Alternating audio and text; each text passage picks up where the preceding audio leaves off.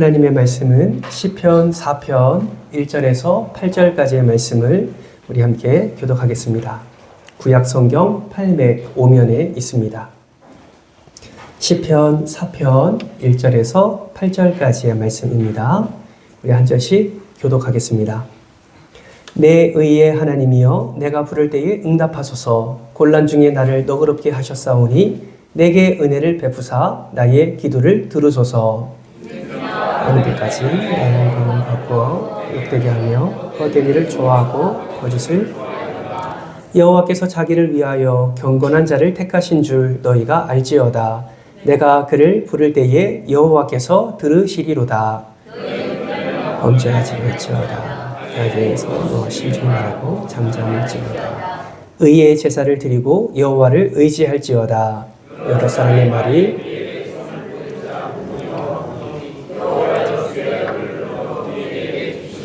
주께서 내 마음에 두신 기쁨은 그들의 곡식과 새 포도주가 풍성할 때보다 더하니이다. 듣고 자기도 하리니 나를 안전히 살게 하시는 이는 오직 여호와이시니이다. 아멘. 우리 앞뒤적으로 이렇게 인사하겠습니다. 은혜 자리에 잘 나오셨습니다. 인사하겠습니다. 네, 너무너무 잘 나오셨습니다. 중국 사람들은 유난히 복을 좋아합니다. 그래서 숫자 8을 좋아하지요. 중국 사람들이 숫자 8을 좋아하는 이유는 제가 중국어 발음은 좋지는 않지만 숫자 8이 빠라고 하는 발음인데 큰 돈을 번다는 의미의 파와 발음이 비슷해서 숫자 8을 좋아한다고 하네요. 그래서 어느 한 지역에서 전화번호 8888국에 8888번이 여러분 얼마에 팔린 줄 아십니까? 숫자 8을 너무나 좋아하니까 8888번에 8888번 이것이 888만 위안에 팔렸다고 합니다. 지금은 환율이 바뀌어서 좀 더 비쌌을 텐데 그 뉴스에 보니까 약 15억 원에 이 번호를 샀다고 해요. 너무 재물이 많으셔서 15억 원 정도는 놀라지도 않으시는 것 같습니다. 여러분 차량 넘버 88888 화면에 보시는 그 차량 번호는 얼마에 팔렸을 것 같습니까? 전화번호가 15억 원에 팔렸는데 차량 넘버 88888은 얼마에 팔렸을까요? 이 자동차 번호판은 상하이에서 3억 3천만 원에 팔렸다고 합니다. 그만큼 복을 좋아한다라는 것이죠. 중국에 가면 또 쉽게 발견할 수 있는 것이 있습니다. 바로 화면에 보면 문에다가 저렇게 복을 붙여 놓는 것이죠. 화면에 보시는 것처럼 복자를 뒤집어서 붙여 놓는 것을 보게 되는데 왜 저렇게 붙이냐? 복이 도착하다라는 의미로 복을 뒤집어서 저렇게 붙인다고 합니다. 도착하다라고 하는 의미의 도자와 거꾸로라고 하는 의미의 도가 같은 음을 가지고 있어서 저렇게 한다고 하네요. 아마 사람들이 정말 복을 많이 받고 싶어서 저렇게 복자를 뒤집어 놓은 것이라 생각을 해보게 됩니다. 비단 중국 사람들만 복을 좋아하는 것이 아니죠. 여러분, 그리스도인들도 복을 너무너무 좋아합니다. 그렇다면 여러분이 생각하는 복은 무엇입니까? 여러분이 아무 거리낌 없이 아멘 하셨는데 여러분이 기대하시는 복, 여러분이 받고 누리고 싶어 하는 복은 무엇일까요? 우리는 복을 생각할 때 무언가 모든 일이 잘 되는 것을 복이라고 생각합니다. 생각하지도 못했던 일들이 그 좋은 일들이 삶 속에서 일어나면 우리는 복 받았다라고 말을 하고 그러한 복을 기대하지요. 그런데 참 이상하게도요. 신앙생활을 하면 할수록 주님이 주시는 복은 현세적인 것이 아님을 발견하게 됩니다. 가변적인 복이 아니라 불변적인 복이 진정한 복이라는 사실을 깨닫게 된다는 것이죠. 이렇게 하나님이 주시는 복은 현세적인 것을 넘어서 영원한 축복임을 우리는 믿고 있습니다. 아멘이십니까? 성경은 그 복에 대해서 여러 가지로 표현하고 있습니다. 그 중에 가장 적절하게 표현하고 있는 복이 무엇이냐면 바로 이것이지요. 따라서 해볼까요? 형통. 더 크게 형통. 예, 형통이 성경에서 복이라고 말합니다. 여러분, 형통은 어떤 의미가 가지고 있습니까? 모든 계획된 일들이 다 잘 되는 것이 형통이다라고 사전적으로 정의가 되어 있습니다. 그러면 성경이 말하는 형통의 복은 과연 무엇일까요? 여러분, 성경이 말하는 복은 모든 계획한 것이 다 잘 된다라는 의미를 넘어서서 이러한 의미가 있습니다. 따라해서 볼까요? 임마누엘. 무슨 의미입니까? 함께 하신다는 것이요. 여러분, 성경에서 말하는 복은 모든 일이 잘 되는 것 또한 복이지만 성경이 말하는 복은 임마누엘이 진정한 형통이다라는 것을 우리에게 말씀해 주고 있습니다. 이 사실을 가장 잘 나타내 주고 있는 한 구절이 어디냐? 바로 요한복음 15장이죠. 여러분, 요한복음 15장에는 포도나무와 가지의 비유가 저렇게 비유하고 있습니다. 5절 말씀 같이 한번 읽어볼까요? 시작. 나는 포도나무요 너희는 가지라. 그가 내 안에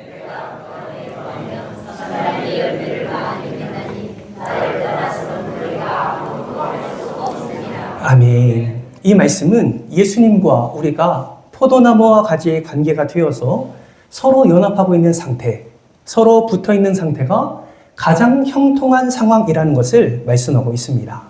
사랑하는 성도 여러분, 저와 여러분이 하나님께 받은 최고의 복은 형통임을 믿으시기 바랍니다. 그 형통의 복은 다른 어떤 것이 아니라 예수 그리스도와 우리가 하나 되었다는 것, 예수 그리스도와 우리가 붙어 있다는 최고의 복을 우리에게 허락해 주신 줄 우리는 믿어야 할 것입니다. 그런데 문제는 아이러니하게도 우리가 예수 그리스도와 함께 거하고 예수 그리스도와 함께 동행하는 그 모든 삶, 그 형통의 축복을 누리면 누릴수록 우리의 삶에 너무나 억울한 일이 많이 일어난다라는 것입니다. 여러분, 올 한 해 여러분의 삶 가운데 얼마나 많은 억울함을 당하셨습니까? 원치 않는 일에 오해를 당하기도 하고 또 말 한마디와 행동 하나에 마음 상하는 일이 얼마나 많았습니까? 그런 일을 당할 때 정말 마음 같아서는 소리 지르고 싶죠. 화내고 싶습니다. 욕도 하고 싶어요. 때로는 한 대 콕 때려주고 싶은 마음도 우리가 들 때가 있습니다. 그런데 성경은 무엇을 말합니까? 참아라. 용서해라. 악으로 악을 갚지 말고 선으로 갚아줘라. 희생해라. 손해봐라. 성경은 그렇게 우리에게 더 욕심 부리지 말고 자족하라고 그렇게 말씀을 합니다. 그러다 보니 하나님을 믿는 많은 그리스도인들이 이러한 말씀을 지키며 살다가 정말 억울한 일을 경험할 때가 많다라는 것이죠. 세상적으로 볼 때 바보처럼 당하고 살아야 하는 것입니다. 이러다 보니 요즘 그리스도인들 가운데 이러한 생각이 많이 있는 것 같습니다. 말씀대로 살면 성공하지 못한다. 대부분의 그리스도인들이 이런 생각에 젖어 있는 것 같습니다. 어떤 분들은요, 이렇게도 말씀하세요. 목사님, 말씀대로 살면서 어떻게 사업합니까? 말씀대로 살면서 어떻게 성공합니까? 말씀대로 어떻게 자녀들을 출세시킬 수 있습니까? 말씀대로 어떻게 살다가 좋은 대학 갈 수 있습니까? 여러분, 이러한 생각을 하면서 신앙과 삶을 분리하는 삶을 살아가는 이들이 너무나 많다라는 것입니다. 한마디로 무엇입니까? 예수님 때문에 손해보기 싫다라는 것이죠. 그러나 우리는 반드시 기억해야 됩니다. 여러분, 저와 여러분이 어떤 존재로 부름받았습니까? 성도는 세상의 빛과 소금이 되라고 부름받은 존재입니다. 우리가 말씀대로 살 때 세상은 우리를 통해 하나님의 영광을 보게 되는 것입니다. 사도행전의 초대교회 성도들을 한번 보십시오. 그들은 세상과 달랐습니다. 이들은 세상 사람들이 사는 방식과 다른 삶을 살아갔습니다. 그러자 세상이 어떻게 합니까? 이들을 칭송합니다. 도대체 어떻게 살았길래 세상이 이들을 칭송하는 것일까요?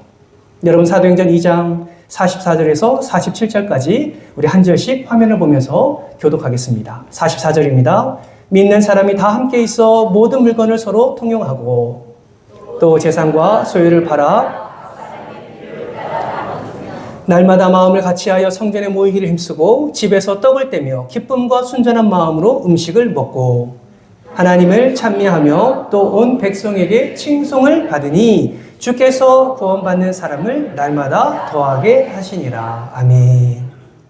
우리의 생각에는 세상과 다르게 살면 손해보는 것 같고 바보 같고 어리석어 보이지만 하나님은 그런 자들을 통해서 하나님께 영광 올려드리게 하신다라는 것입니다. 말씀대로 사업하면 여러분 하나님이 일하십니다. 아멘이십니까? 말씀대로 가정생활하면 하나님이 그 가정을 세우시는 거예요. 말씀대로 공부하면 하나님이 지혜를 주시는 겁니다. 우리가 온전히 말씀대로 사업하고 가정을 세우기를 굳게 결심하지 못하기 때문에 하나님이 그 있는 자리에서 영광이 드러나지 못하는 것입니다. 사랑하는 성도 여러분, 하나님은 지금도 살아계시고 하나님은 지금도 말씀하시고 하나님은 지금도 역사하십니다. 하나님은 지금도 우리와 함께 하셔서 우리의 필요를 아시고 우리에게 지혜와 우리에게 명철과 때로는 부와 때로는 존귀함을 우리의 삶 가운데 허락해 주고 계십니다. 그렇기 때문에 예수와 동행하는 우리는 우리의 삶을 통하여 말씀대로 살아가는 삶을 통하여 그 형통함을 통하여 하나님께 영광 올려 드려야 하는 것이죠. 여러분, 오늘 본문 시편 4편은 다윗의 시입니다. 여러분, 다윗은 어떤 사람이었습니까? 하나님을 전심으로 믿는 자였습니다. 하나님을 사랑하는 자였어요. 앞서 우리가 살펴본 요한복음 15장의 말씀처럼 하나님과 꼭 붙어 있는 그런 관계가 바로 다윗에게 있었습니다. 하나님의 마음에 합한 사람, 하나님께서 허락해 주신 놀라운 복을 누린 사람, 그 사람이 바로 다윗이었다라는 것이죠. 그러나 우리는 다윗의 인생을 면밀히 살펴볼 때에 다윗의 삶의 영광스러운 모습만 있지 않음을 우리는 잘 알고 있습니다.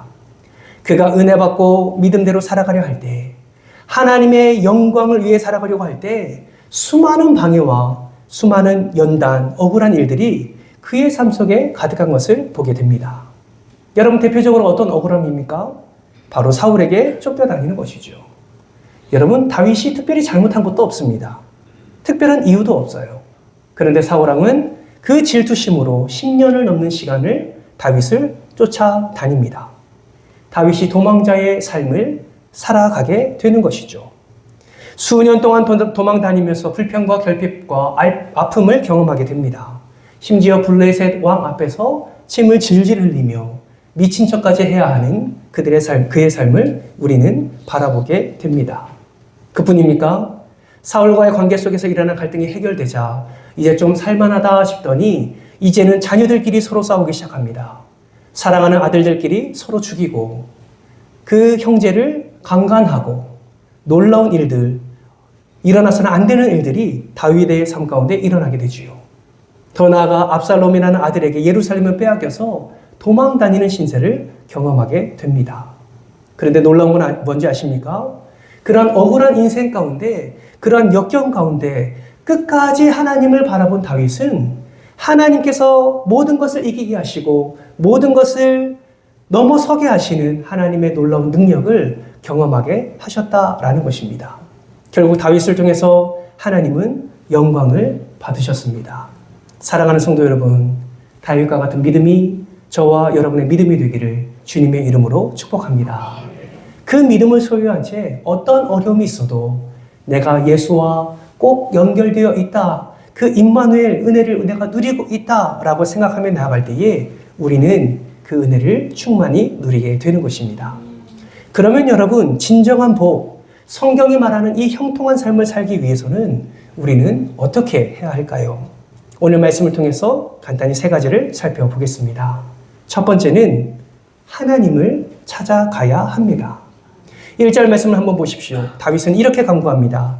내 의의 하나님이여, 내가 부를 때에 응답하소서. 곤란 중에 나를 너그럽게 하셨사오니 내게 은혜를 베푸사 나의 기도를 들으소서. 여기서 의의 하나님이여 라고 부르짖는 이 문장은 공동 번역에는 내 무죄함을 밝히시는 하나님이여 라고 번역해 놓았습니다. 지금 다윗은 너무나 억울한 상황 가운데 있습니다. 믿음으로 말씀대로 살아가려고 노력하는데 주변 사람들이 다윗을 힘들게 하는 거예요. 여러분, 다윗을 힘들게 하는 자가 누구입니까? 2절 말씀을 보십시오. 인생들아, 어느 때까지 나의 영광을 바꾸어 욕되게 하며 헛된 일을 좋아하고 거짓을 구하려는가? 여러분, 여기서 인생들아 라고 시작하지요. 여기서 말하는 인생들은 존귀하고 영향력 있는 사람을 뜻합니다.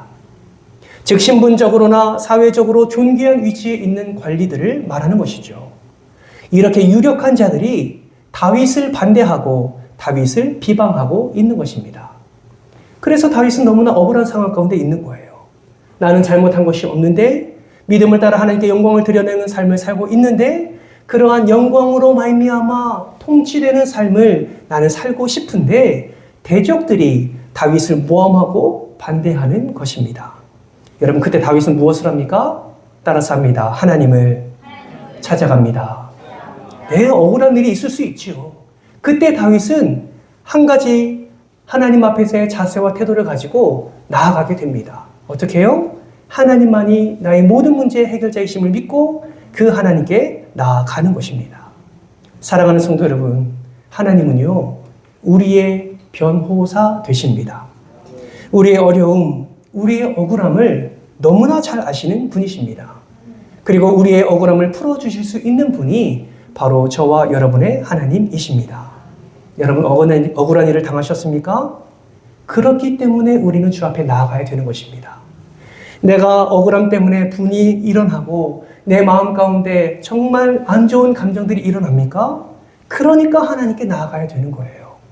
하나님은 우리의 모든 억울함을 하나님께서 알고 계십니다. 억울함을 당하시고 있는 분이 계시다면 오늘 이 시간 다윗처럼 이렇게 한번 고백해보지 않으시겠습니까? 내 의의 하나님이요, 내 무죄함을 밝히시는 하나님이요, 나의 기도를 들어주시옵소서. 하나님께 전심으로 하나님께 모든 문제를 내어놓고 나아가게 될 때에 하나님이 우리의 모든 문제와 우리 모든 곤고함과 우리의 억울함을 들으시고 하나님께서 응답해 주실 줄 믿습니다. 이것이 형통을 누리는 자가 누릴 수 있는 너무나 귀한 은혜다라는 것이죠. 두 번째는 어떤 자세와 태도를 가져야 됩니까? 경건한 자가 되어야 한다라는 것입니다. 3절 말씀을 보세요. 같이 한번 읽어볼까요? 시작. 여호와께서 자기를 위하여 경건한 자를 택하신 줄 너희가 알지어다. 내가 그를 부를 때에 여호와께서 들으시리로라. 아멘. 여러분 다윗은요 확신했습니다. 무엇을 확신했냐면 하나님께서는 경건한 자를 택하셨고 그의 기도를 들어주실 것임을 다윗은 확신했습니다. 사랑하는 성도 여러분, 성도는 경건한 자가 되어야 합니다. 아멘이십니까? 여기 계신 모든 성도님들은 하나님이 인정하시는 경건한 자가 되기를 주님의 이름으로 축복합니다. 그러면 경건한 자는 어떠한 자일까요? 여러분 경건한 자라는 말은 하시드라는 단어를 사용하는데요. 이 단어는 여러분이 너무나 잘 알고 계시는 헤세드라는 하나님의 속성에서 나온 단어가 바로 하시드, 경건한 자입니다.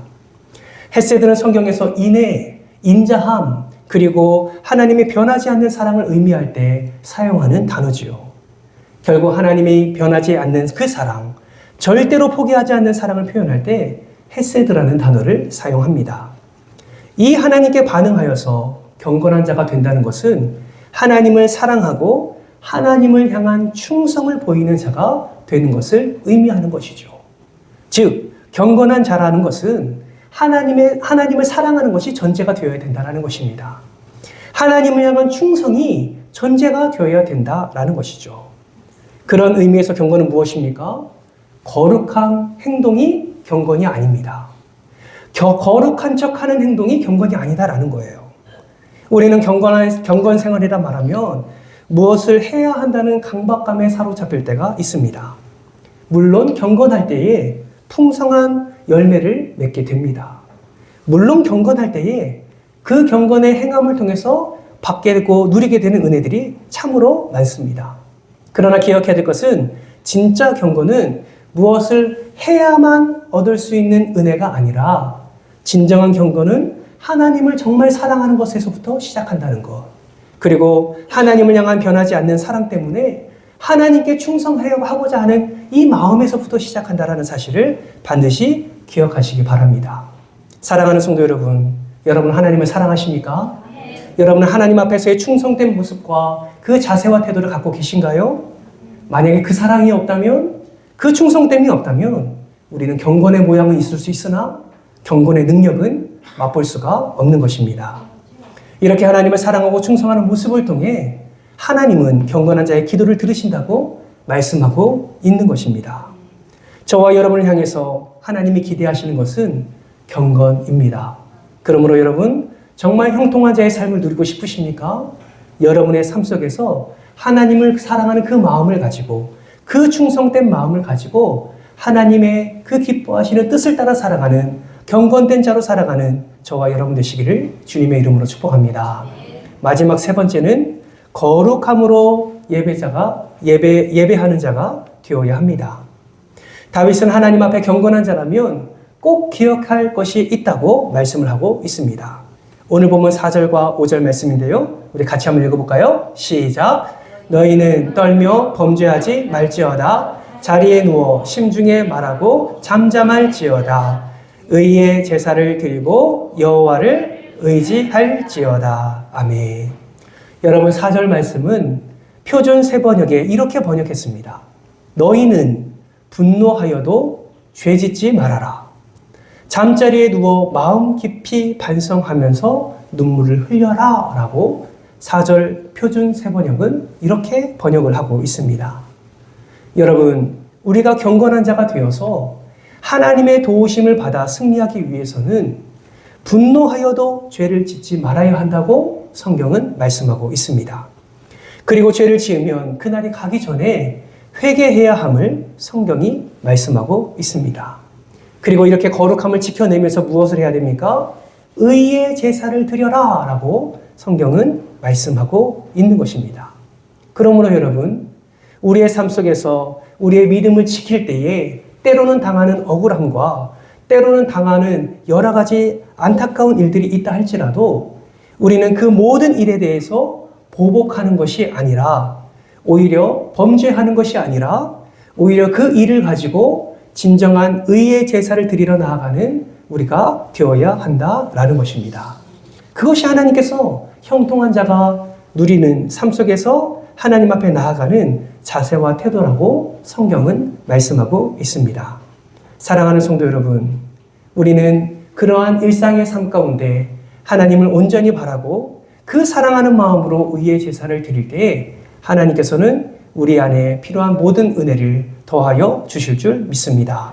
로마서 12장 20절 말씀을 보면 이렇게 말씀하십니다. 우리 같이 한번 읽어볼까요? 시작! 내 원수가 줄이거든 먹이고 목마르거든 마시게 하라. 그리함으로 내가 숯불을 그 머리에 쌓아 놓으리라. 아멘. 여러분, 빨간색으로 표시된 내가 숯불을 그 머리에 쌓아 놓으리라 라는 이 말, 여러분 어떤 의미인 것 같습니까? 여러분, 진짜 머리에 숯불을 올려놓으면 어떻게 될까요? 타겠죠. 그렇죠? 머리만 탈까요? 맞습니다. 머리가 불에 데일 것입니다. 얼굴은 빨갛게 달아오르게 되겠죠. 지금 무슨 말을 하고 있는 거예요? 분을 분으로 갚지 말고 오히려 선으로 갚을 것을 말씀하고 있는 것입니다. 성도가 억울함을 이겨내는 방법이 바로 이와 같다라는 말씀인 것이죠. 이렇게 말씀에 순종함으로 모든 억울함과 분노를 주 앞에 내려놓고 의의 제사를 드릴 때에 형통의 은혜를 누리는 삶으로 우리는 살아가게 되는 것입니다. 바라고 소망하기는 거룩한 예배자가 되어 주님께 나아가는 저와 여러분 되시기를 주님의 이름으로 축복합니다. 말씀을 정리합니다. 영국 속담에 하루를 기쁘게 살려면 이발을 하라. 한 주일을 기쁘게 살려면 말을 사라. 한 달을 기쁘게 살려면 결혼해라. 한 해를 기쁘게 살려면 새 집을 지어라 라는 속담이 있습니다. 이것은 세상이 주는 복은 유한하다라는 것을 의미하는 것입니다. 사랑하는 성도 여러분, 우리가 추구해야 할 복은 썩어 없어질 것이 아닙니다. 하나님께서 주시는 영원한 복입니다. 그 복을 얻기 위해서 우리는 믿음으로 살다가 억울한 일을 당할 때가 있습니다. 그러나 우리는 그 억울함도 이겨내야 될 줄 믿습니다. 우리가 하나님을 찾아가고 경건한 사람이 되고 거룩한 삶과 예배로 하나님께 나아가게 될 때 하나님께서는 우리에게 참된 복을 허락해 주십니다. 다윗은 그것을 7절과 8절 말씀을 통해서 이렇게 정리했습니다. 우리 7절과 8절 말씀 우리 같은 마음으로 읽겠습니다. 시작! 주께서 내 마음에 두신 기쁨은 그들의 곡식과 새 포도주가 풍성할 때보다 더하니이다. 내가 평안히 눕고 자기도 하리니 나를 안전히 살게 하시는 이는 오직 여호와 신이이다. 아멘. 다윗은 하나님께서 그러한 삶을 살아갈 때에 마음에 기쁨을 주신다라고 말씀합니다. 그래서 평안을 누리게 된다라고 말씀하고 있지요. 결국 하나님이 나의 모든 것을 아신다는 것을 믿고 기도하면 하나님 앞에서 흠없고 경건한 삶을 살아간다면 우리는 확신하게 됩니다. 하나님이 내 편이시라는 것을, 하나님이 지금 나와 함께하고 계심을, 임마누엘 되심을, 그리고 그것으로 말미암아 내가 형통한 삶을 누리게 됨을 우리는 깨닫게 되는 것입니다. 사랑하는 성도 여러분, 2024년도 하나님께서는 여러분과 함께 하셨고 여러분의 삶 가운데 형통의 은혜를 내려주신 줄 믿습니다. 세상적인 현세적인 복에만 우리의 시선이 머물지 않고 나와 함께 하시는 그 하나님의 놀라운 사랑, 그 동행하심의 복, 그 임마누엘의 복이 진정한 복임을 깨달을 때 2025년도 우리가 바라봐야 될 복이 무엇인가가 분명하게 드러날 뿐만 아니라 그 복을 향하여 우리가 믿음으로 나아갈 때에 하나님께서는 우리의 삶 가운데 때를 따라 돕는 은혜로 함께해 주실 줄 믿습니다. 바라고 소망하기는 진정한 하나님의 은혜 아래 하나님과 동행하며 또 하나님의 그 은혜 아래 거룩한 예배자로 귀하게 세워져서 경건의 능력까지 충만히 경험하는 저와 여러분의 삶이 되시기를 주님의 이름으로 축복합니다. 이 시간 말씀을 기억하면서 우리 기도의 자리로 나아가겠습니다. 이 시간 기도할 때에 하나님 그렇습니다. 내가 받고 누리고 싶은 복은 무엇입니까? 내가 정말 세상 가운데 그 누구보다도 평안히 살고 안전히 살고 풍부를 누리고 자식이 잘 되고 하는 사업이 잘 되고 이러한 복에만 내 눈과 마음이 빼앗겨 있지는 않습니까? 성경이 말하는 진정한 복을 깨닫게 하여 주시고 형통의 은혜를 누리는 자가 될 수 있도록 도와주시옵소서. 하나님의 놀라운 사랑 안에 거하게 하셔서 거룩한 예배자가 되게 하시고 또 경건한 자가 되게 하시며 어떤 어려움과 억울함 속에서도 하나님을 찾아가는 내가 될 수 있도록 은혜를 도하여 주옵소서. 이러한 기도 제목으로 우리 전심으로 하나님을 부르짖으며 우리 나가겠습니다. 주의 한문에 주어 통성으로 기도합니다. 사랑의 하나님 감사합니다. 하나님 우리는 복을 받고 싶습니다. 그래서 어쩌면 매 주일마다 이렇게 주님 앞에 나와서 하나님께 예배하는지 모릅니다. 정말 하나님의 은혜가 갈급해서 그렇게 우리는 때마다 시마다 가정에서나 일터에서나 하나님께 기도를 합니다. 그러나 우리의 복의 기준이 어디에 있는지 우리는 분명히 알아야 합니다. 세상의 복의 기준을 두는 것이 아니라 하나님의 말씀의 복의 기준을 두게 하여 주옵소서. 성경은 복이 형통이라 말하며 그 형통은 임마누엘이라 말씀하셨습니다. 나와 함께 하시는 그 하나님, 나와 늘 동행하시는 그 하나님, 우리가 기대하고 사모하며 그 복을 우리가 간구하는 우리 모두가 되게 하여 주옵소서. 아무리 넓은 집, 아무리 좋은 것을 입고 먹고 누린다 할지라도 그 속에 하나님이 없으면 그 인생은 실패한 인생임을 압니다. 그러나 때로는 부족함이 있고 연약함이 있다 할지라도 그 속에서 하나님을 찾고 하나님을 바라고 하나님과 동행할 때에 하나님은 세상에서 맛볼 수 없는 기쁨을, 세상에서 맛볼 수 없는 안식을 허락해 주심으로 최고의 복을 누리게 될 줄 믿습니다. 사랑하는 우리 모든 성도들이 임마누엘의 복을 누리게 하여 주옵소서. 성경이 말하는 진정한 형통의 복을 누리게 하여 주옵소서. 이 복을 누리기 위하여 억울함과 곤고함 가운데 있을 때에 주님을 찾게 하시고 또 경건의 삶을 살게 하시며 뿐만 아니라 거룩한 예배자가 되어서 온전히 의의 제사를 하나님께 올려드리는 우리 모두가 되게 하여 주옵소서. 주께서 내 마음에 두신 기쁨은 그들의 곡식과 새 포도주가 풍성할 때보다 더하다 말씀하셨으니 하나님 주를 바라볼 때마다 하나님 채워주시고 부어주시고 넘치게 하여 주시옵소서. 온전히 하나님의 복을 누리며 살아가는 우리 모두가 되게 하여 주시옵소서. 감사를 드리오며 사랑이 많으신 예수님의 이름으로 기도드리옵나이다. 아멘.